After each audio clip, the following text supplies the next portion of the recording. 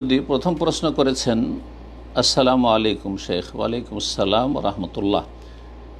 যদি কোনো মেয়ে মেডিকেল পড়ে আর ভাইবা পরীক্ষায় শিক্ষক নিকাব খুলতে বলে, এজন্য অপমান করে, নানা ঝামেলা করে, তাহলে সে কি করবে? সে কি খুলতে পারবে না? মোটেই খুলতে পারবে না। জি, মেডিকেল পড়া মহিলাদের জন্য, মুসলিম মেয়েদের জন্য যদি প্রয়োজন হয় তো জায়েজ, কিন্তু জায়েজ পড়া পড়তে হবে। সেটা হচ্ছে সেপারেট শিক্ষার ব্যবস্থা থাকতে হবে, সহশিক্ষা নয়। যুবক যুবতীদের একসাথে মিক্সিং পড়াশোনা নয়। আল্লাহ রাব্বুল আলামিন মুসলিম শাসকদেরকে যেন এই কাজটি করার তৌফিক দান করেন।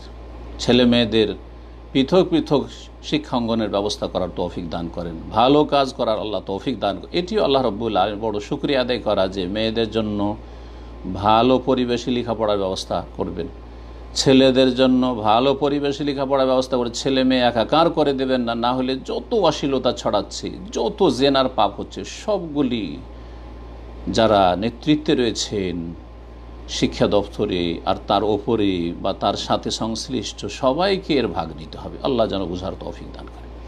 আর তার সাথে সাথে যারা এই রকম মেয়েদেরকে ছেলেদেরকে সহশিক্ষায় পড়াচ্ছেন আর অশ্লীলতা সেই শিক্ষাঙ্গন থেকে বাড়িতে নিয়ে এসে ঢুকিয়ে দিচ্ছে, সেসব বাপ মাকেও রবের সামনে জবাবদিহি করতে হবে।